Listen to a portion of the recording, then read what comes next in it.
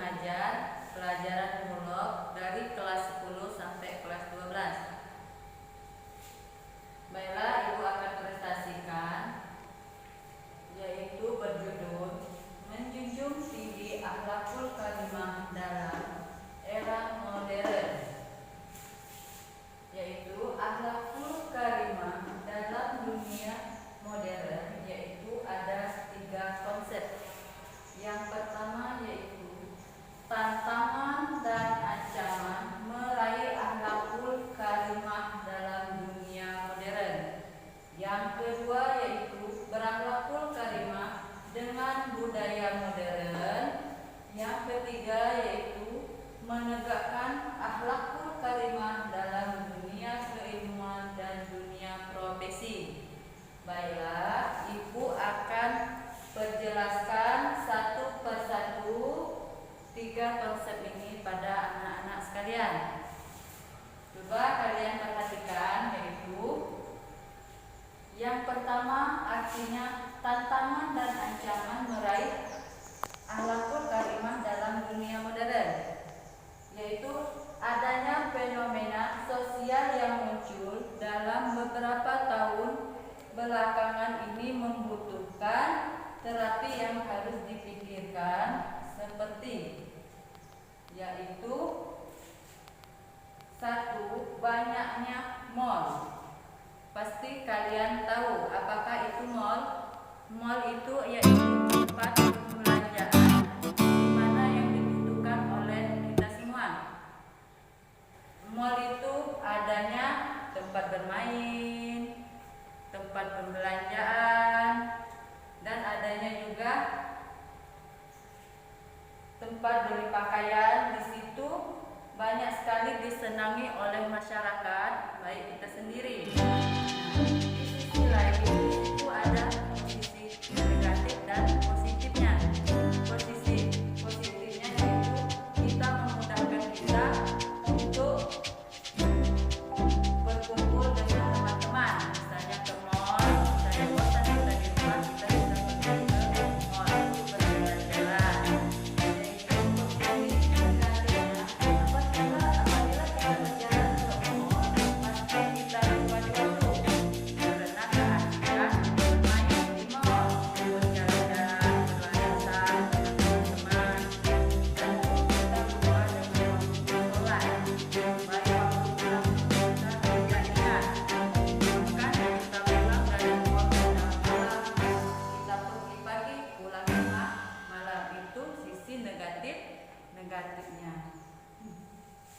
Yang kedua yaitu maraknya hiburan malam. Pasti kamu ketahui, di sini banyaknya hiburan malam, misalnya di tempat persedekahan.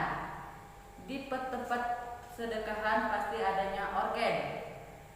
Nah, organ itu bisa membuat orang-orang baik untuk melihat kesenangan, keramaian, ada hiburan artinya.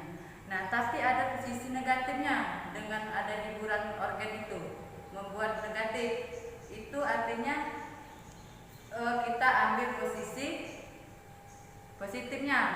Kita misalnya ke undangan harus berpakaian dengan bagus. Jangan pakai pakaian yang pendek-pendek, itu bisa membuka aurat. Nah, kita dengan harus menutup aurat, harus pakai jilbab. Jilbabnya jangan harus bergaya-gaya pergi ke hiburan. Nah, sama seperti biduan, jadinya kelihatan tidak bagus.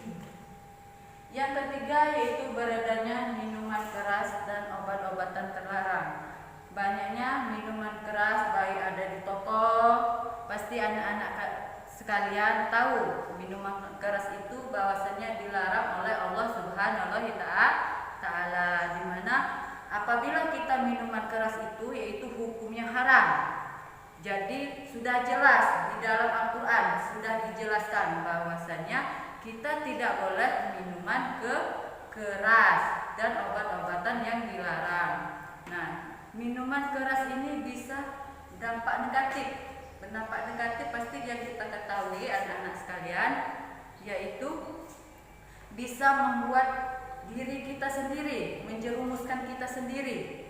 Yaitu contohnya, kita bisa sakit oleh minuman keras, paru-paru kita rusak oleh karena minum minuman keras, baik obat-obatan terlarang karena kadarnya itu lebih tinggi oleh minum minuman keras. Jadi anak-anak sekalian, ibu harapkan jangan sekali-sekali mencoba minuman keras, baik obat-obatan terlarang yang dilarang oleh Allah Subhanahu wa Ta'ala.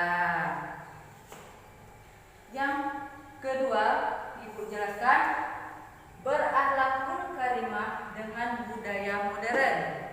Nah, apa yang dimaksud dengan akhlakul karimah dengan budaya modern? Baiklah, ibu akan contohkan, yaitu seperti amanah dan menepati janji. Amanah itu apa yang kamu ketahui? Nah, ibu akan jelaskan. Amanah itu contohnya apabila ada seseorang, baik pun teman, untuk menyampaikan amanahnya kepada orang lain. Misalnya, si A menitipkan pesan terhadap kita, Andi, tolong izinkan anak saya sakit kepada Ibu Rika. Nah, pas di situ Ibu Rika bertanya, kenapa Andi tidak sekolah? Kata ibu tadi, sudah diizinkan dengan si temannya tadi. Nah, temannya tadi tidak menyampaikan amanah kepada Ibu Rika. Itu namanya ingkar janji. Kita sebagai umat Islam harus menyampaikan amanah, karena amanah itu adalah janji. Janji itu harus ditepati. Banyak sekali contoh-contoh yang amanah harus kita tepati.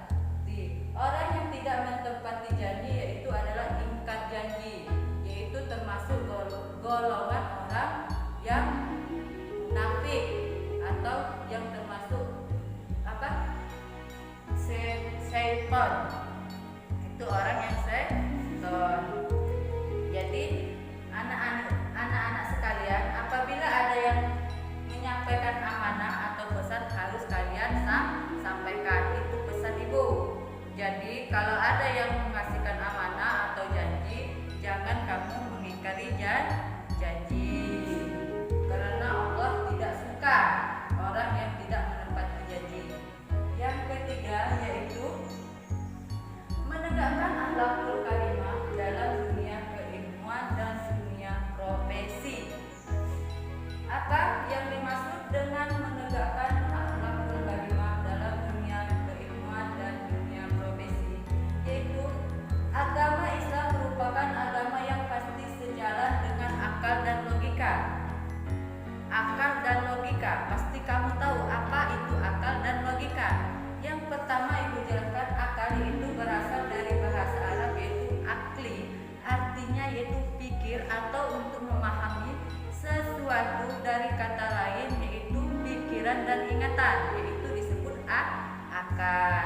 Sedangkan logika dikenal dalam Islam yaitu ilmu mantik, artinya ilmu yang memberikan aturan-aturan untuk berpikir secara valid atau untuk menemukan penalaran yang benar. Nah, jadi harus kita menemukan secara yang benar, harus berpikir secara logika yang benar untuk melakukan sesuatu. Nah, itulah yang dapat ibu jelaskan dari menjunjung tinggi akhlakul karimah ini. Semoga anak-anak sekalian bisa mengambil positifnya, jangan mengambil negatifnya. Jadi secara Islam mengajarkan akhlakul karimah dalam dunia era modern, yaitu yang ibu jelaskan tadi. Mungkin anak-anak sekalian bisa memahaminya, mana posisi negatif, mana posisi positif. Baiklah, mungkin sampai di sini ibu jelaskan. Apabila ada kata yang salah, baik ucapan atau penjelasan ibu kurang paham dengan anak sekalian, ibu mohon maaf kepada Allah, ibu mohon ampun. Baiklah, Ibu akhiri dengan wabillahi taufiq hidayah. Wassalamualaikum warahmatullahi wabarakatuh.